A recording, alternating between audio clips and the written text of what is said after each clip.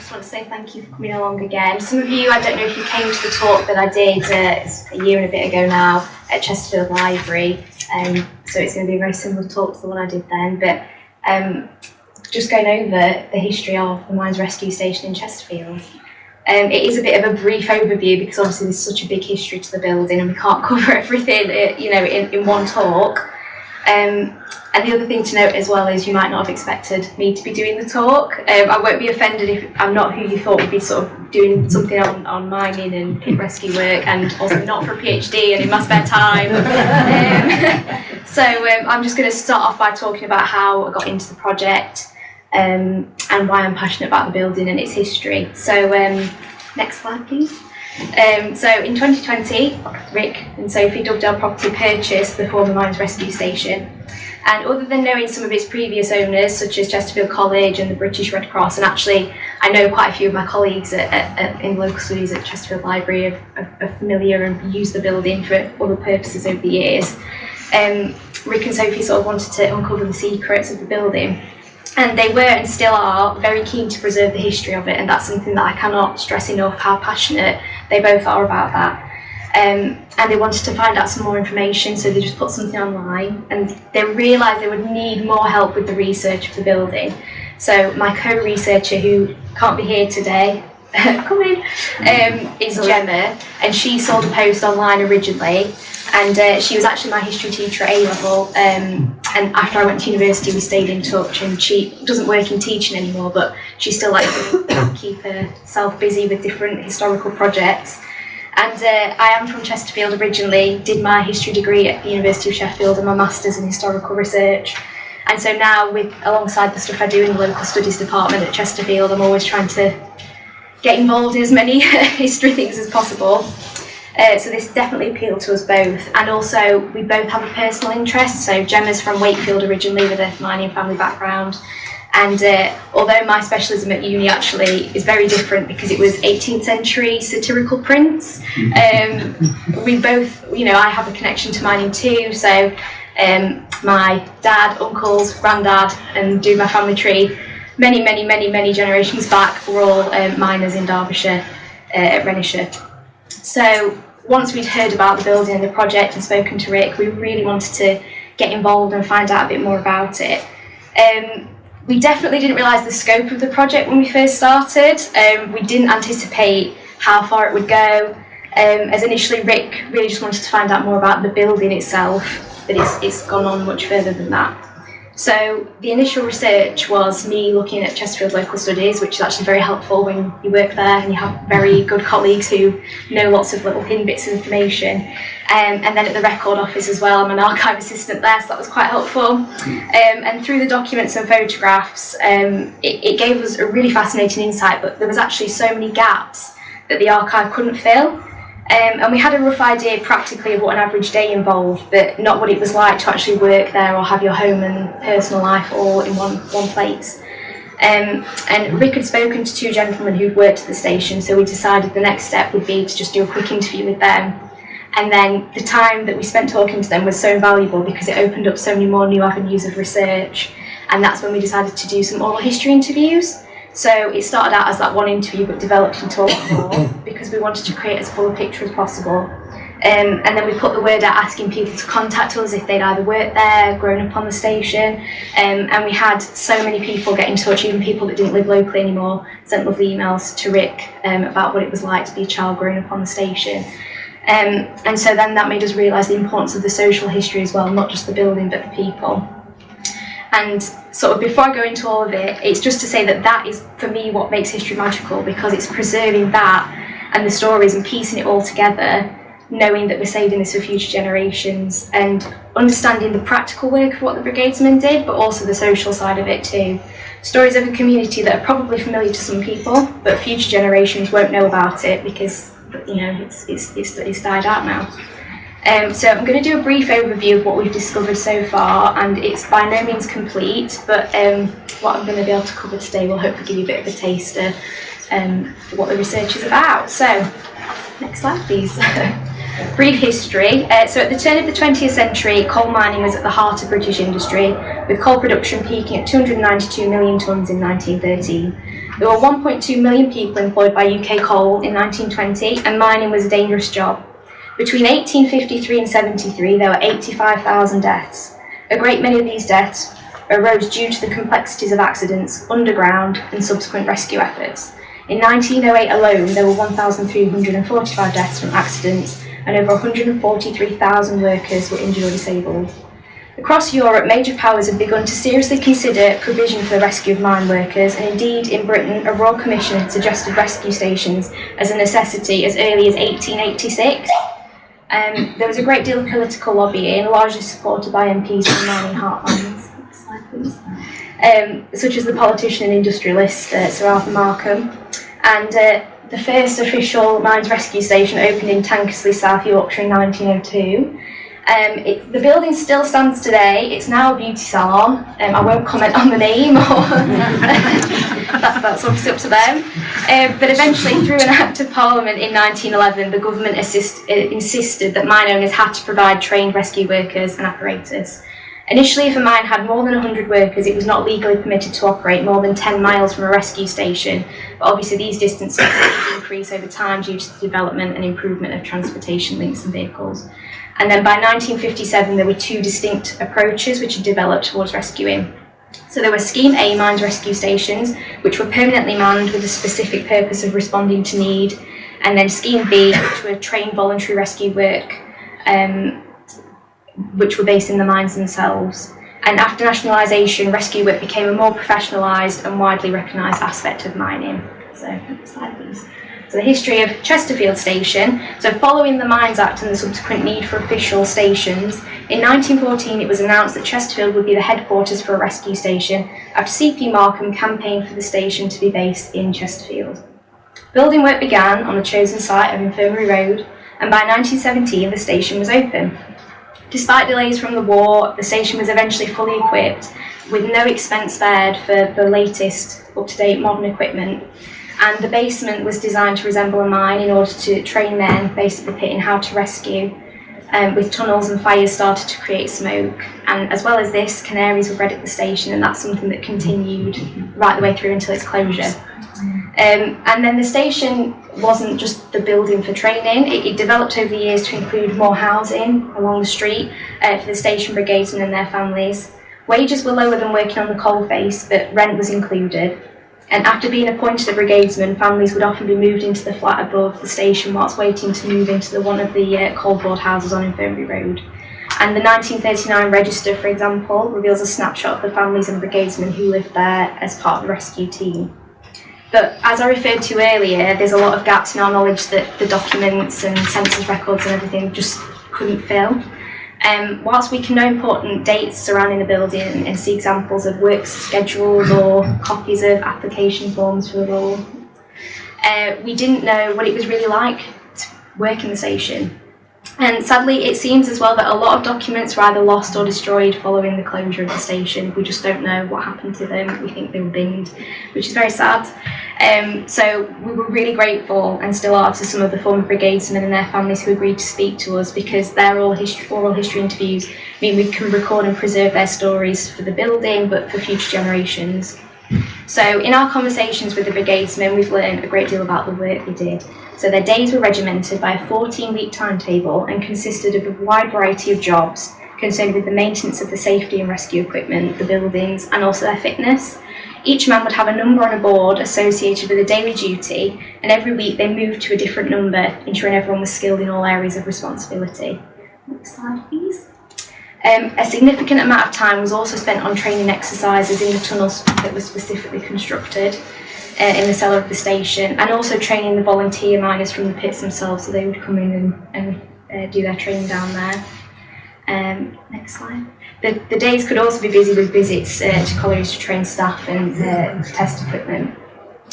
So it's clear when we were doing the interviews, and this is something that the archive documents won't ever tell you, is that there was a real camaraderie present between the men. As one brigadesman put it, next slide please, everybody helped each other, and when you help each other, it works. In part, this was due to their dependence on each other, but also because there were many stories of daily sporting activity at the end of a working day in the station yard. including cricket and football at the odd expense of an odd smashed window. In addition to the fact that an emergency station required great trust and teamwork, the brigade, whilst not at the station 24/7, needed to be ready for deployment at all times. There was an alarm fitted in every home connected to the station, which would ring in the case of emergency, which was interesting when we were discussing it with the people that grew up there as kids. They had very fond memories of the bell. Whoever was on telephone duty would press the button, which caused a continuous ringing in each house. They were often, shocked out of bed. Everybody in the house was shocked out of bed when this went off. And the system meant that when on call, the men needed to be able to hear the bell at all times. So they either needed to be in the station itself, their own homes, or another brigadesman's house. So there's lots of stories of getting cover from another brigadesman to be able to go for a run, to go to the shops, to the pub, even to run a local scout group. Such coordination meant that the workers and indeed all their families became incredibly close. Next slide, please. Oh, I think that is actually the slide. One major new development in health and safety for the service was the introduction of selected elevated flow apparatus, which kept the UK at the forefront of the world for safe operation and was fully managed and maintained at the station. To maintain the 24/7 operation of the service, all breathing apparatus was kept and maintained at the station, and regular training given to the permanent staff, brigadesmen and the part-time rescue men. Members of staff also visited the pits regularly to carry out underground training sessions and inspected their rescue facilities and equipment as well. By the 1980s, two types of self-contained breathing apparatus were held at the station. The Proto MK 1980 and the SEFA both used compressed oxygen, and so they stored liquid oxygen as well at the station in the air aloft and had to be very carefully handled. Stored in vats, tested for quality at a nearby lab, and transferred to canisters using vacuum flasks. The liquid oxygen was minus 210 degrees C, and many of the team remember the dramatic effect and potential for serious injury. The teams were also responsible for fire extinguishers for both the collieries and other companies in the area too. Next slide, please. One of the most famous pieces of equipment used in the mine of the Canaries. Birds were bred and housed at the station, and due to their extreme sensitivity to carbon monoxide, were used as an early detection system. And in addition to this, they offered company to miners when working alone. So I went to an incident at Nottingham Pit, and I went down there to get samples for 8 hours on my own. I sat there and all I had was the canary, just listening to that bird while I didn't see a soul for 8 hours. I was just taking samples. The canary came in handy because it kept chirping. So that was from Eric. Although it must be noted that not everybody at the station liked the use of the canaries. One memory shared with us comes from Linda when she was a child and her dad was a brigadesman at Chesterfield.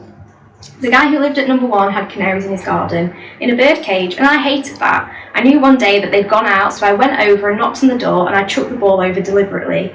So I went round, let the canaries out. But somebody spotted me from the flat top and told my dad I'd let them out. I hated seeing them there. It was so cruel, but they needed them, didn't they? I just let them go. So this leads us on to another important section of the history of the building. Understanding the close-knit family and social dynamics of living and working at the rescue station was something we were particularly keen to draw out as historians because it's so unique. Even in pit villages where communities are so close, this is just another level because everybody's lives are so intertwined all the time. The oral history interviews we've conducted so far have been incredibly enlightening in sharing what the archive documents can't tell us about the deep friendships between the men working at the station, their families, their children who grew up there, and not just because we get to find out about the Great Canary escape led by Linda. Working and living on the station meant that there were sometimes some difficult but amusing crossovers of the work-life balance. James told us, next slide please, how he owned a parrot that used to put out on the balcony at the front of the building, and it would wolf whistle at passers-by on the street. One day the superintendent was stood out the front, and unfortunately some of these passers-by mistakenly thought he was the culprit. They called him a dirty old man and nearly choked on his pipe, to quote James. So next slide please. The interviews all have a common thread throughout, which is sharing how solid, caring and happy the community at the station was. This includes speaking to those who spent their childhoods growing up at the station. As Craig told us, sometimes I do wonder, if I didn't live there, what would my childhood have been like? We were one community, it was always there, we were always doing something together. We have heartwarming stories of how all adults at the station were known as auntie and uncle by the children, despite having no relation. This even continues now, nearly 30 years after the station's closure. This was a community that came together to celebrate the key events of the year. Fire night celebrations, which, as Linda told us, was kids used to go around and fetch the firewood in the run-up to bonfire night. Every family put money together for fireworks, and we'd gather round, and the kids would sit on the wall. One of the brigadesmen was there, and he'd get us to sing songs, and we'd have sparklers. It was fabulous. There were also Christmas parties for the children with Santa that are still fondly recalled by those who grew up there, and parties for the adults too.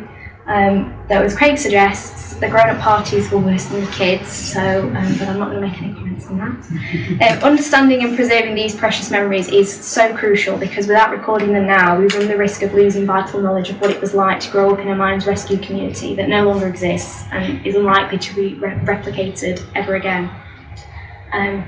So, in all the interviews, we asked what would those who lived at the station wish to share with future generations. All of our interviewees were passionate about letting others know just how extraordinary the community of people who lived at Chesterfield Mines Rescue Station were, and what a wonderful place it was to live. As Linda told us, there was such a family feel, and everybody did look out for each other. Following the closure of the mines, the rescue station closed in 1992, and then the building has had various uses since, but it's now being developed by Dovedale Properties, who are determined to preserve the building's history and the stories of those who worked there. So again, I just want to add, all of this has come about because of Rick and Sophie's passion and supporting me and Gemma in our research. So following on from that, the training galleries. So as I mentioned before, underneath the building and in the basement is the galleries. And Rick has had a 3D photographer head down into the basement, so you can view that online on the website. You can click through as if you're going through the tunnels yourself. So we could probably get the virtual tour up, or maybe get the website up at the end. Yeah, sure. But these were used to train, practice and improve the skills. And obviously other teams at the pit would come to train as well. We can still see some of the chalk markings on the walls that we used during training exercises. And for a while, fires were lit within the basement as well to fill the tunnels with smoke to recreate what they were like during a rescue. However, we discovered that for decades where the fires were lit was also close to a mains gas pipe, which was moved very quickly when realised. So really, we're just at the beginning really of the research. I'm sure there'll be more things that come out and more people that will come forward and tell us their stories. But piecing together the paper records, the few ones that are left, with the interviews has helped us to build a very strong picture of how important the building was in terms of rescue work, but also as a hub for the community. And I'd just like to sort of wrap up the official side of the talk with a bit of a quote from one of my favourite historians, David Olusoga.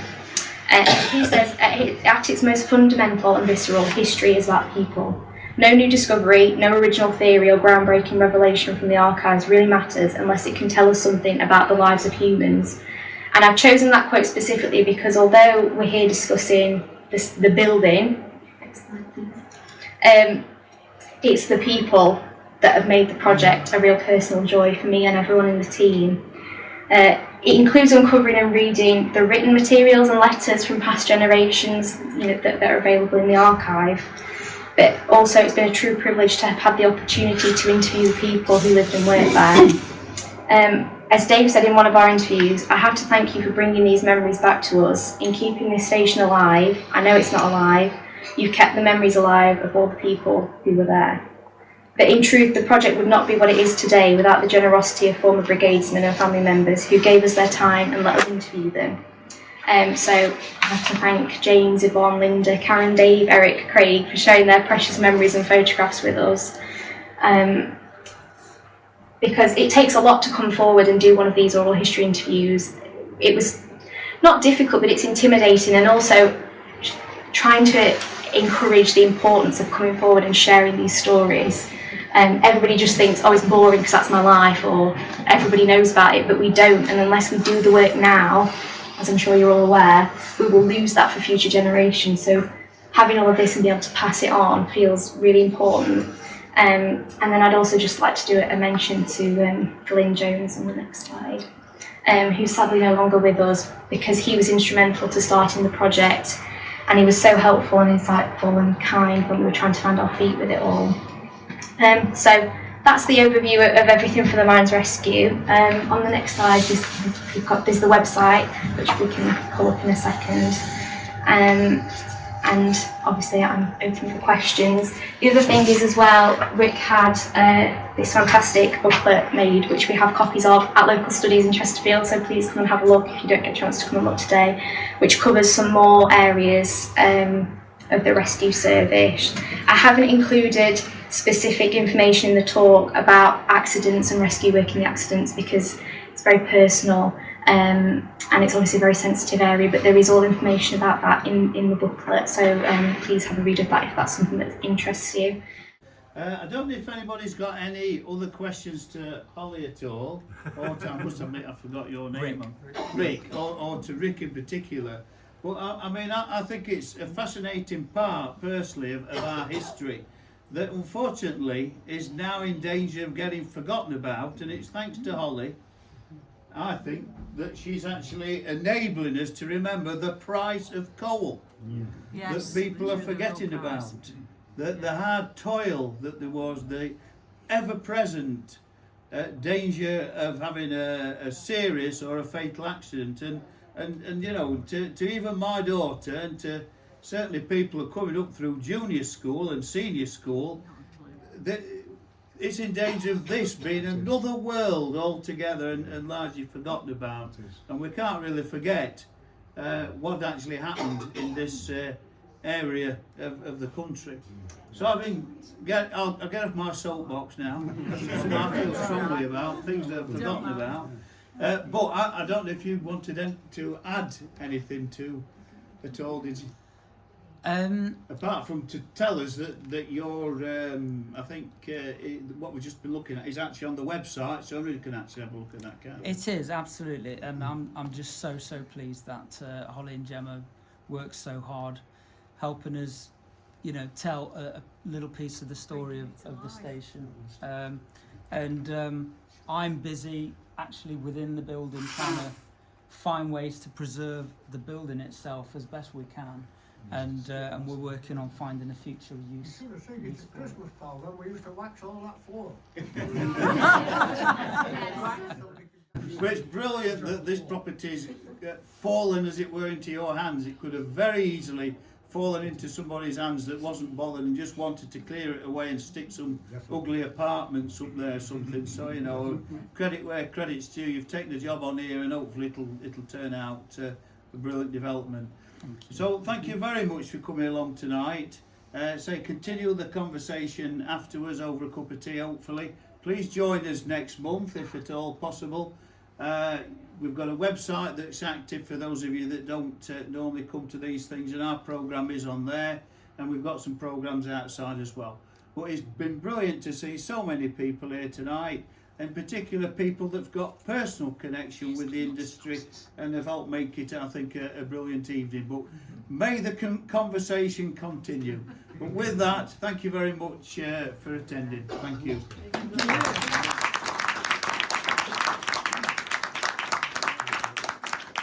And a big thanks to Holly, of course.